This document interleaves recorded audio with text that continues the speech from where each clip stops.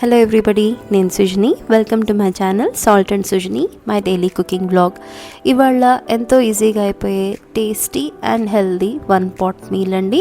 అదే Chinese chicken meal.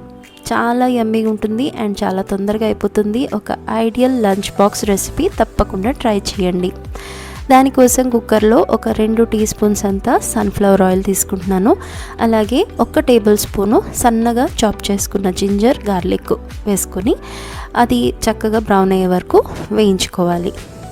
అది వేగిన తర్వాత అన్నీ క్యూబ్ కటింగ్ చేసుకొని పెట్టుకోవాలండి. ఒక పావు కప్పు ఆనియన్, అలాగే పావు కప్పు క్యారెట్, పావు కప్పు పొటాటో, వాటితో పాటు ఒక పావు కప్పు ఫ్రెంచ్ బీన్స్, ఇవన్నీ వేసేసి మంచిగా హై ఫ్లేమ్ మీద ఇవన్నీ వేయించుకోవాలండి. ఎక్కువసేపు ఉడికిచ్చే పని లేదు, ఎందుకంటే మనం కుక్కర్లో ప్రెషర్ కుక్ చేస్తాం కాబట్టి అన్నీ మంచిగా ఉడికిపోతాయి.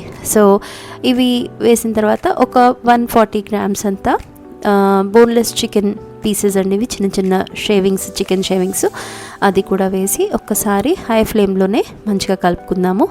ఆ తర్వాత కొన్ని సాసెస్ వేసుకోవాలండి. ఒక 2 టీ స్పూన్స్ అంతా ఆయిస్టర్ సాస్, ఒక 2 teaspoons dark soya sauce, అలాగే ఒక ½ టీ స్పూన్ అంతా white pepper powder. White pepper లేకపోతే మీ దగ్గర బ్లాక్ పెప్పర్ పౌడర్ కూడా వేసుకోవచ్చు. ఈ సాసెస్ ఒక్కసారి కొనిపెట్టుకున్నామంటే ఇలాంటి చైనీస్, ఏషియన్ డిషెస్లో పనికొస్తాయండి. సో అవన్నీ ఒకసారి వేయించుకున్నాక ఒక 1 కప్పు సోనా మసూరి రైస్ ఇక్కడ వేస్తున్నానండి.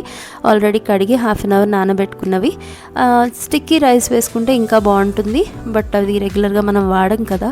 కొంచెం స్టిక్కీనెస్ కోసం నేను ఒక పావు కప్పు వాటర్ ఎక్స్ట్రా వేసుకుంటాను, సో దట్ ఆ తేమ అనేది ఉంటుంది.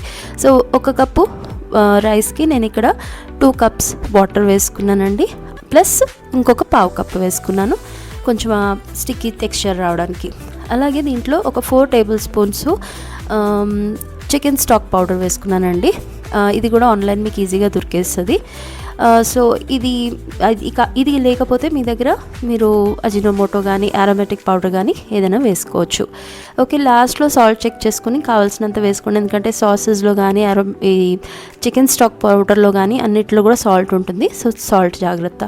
హై ఫ్లేమ్లో ఒక 2 విజిల్స్ మనము మూత పెట్టి విజిల్స్ కుక్ చేసుకుంటే మనకి ఇది రెడీ అయిపోతుందండి. ఇదిగోండి, స్టిక్కీనెస్ ఉంది చూసారా, కొంచెం చాలా యమ్మీగా ఉంటుందండి, టేస్టీగా ఉంటుంది. పిల్లలకి కాస్త మనం చైనీస్ అనగానే మనం ఫ్రైడ్ రైస్ చేసి పెడతాం కదా, దాని బదులు ఇలా ఒకసారి చేసి చూడండి. ఇంగ్రీడియంట్స్ అన్నీ మీకు డిస్క్రిప్షన్ బాక్స్లో డీటెయిల్లో ఉన్నాయండి, చూసుకుంటూ చేసుకోండి. ప్లస్ నా ఛానల్ని సబ్స్క్రైబ్ చేసుకోండి, మీ ఫ్రెండ్స్ అండ్ ఫ్యామిలీ తోటి షేర్ చేసుకోండి. మరో రెసిపీలో కలుద్దామండి. Thank you for watching.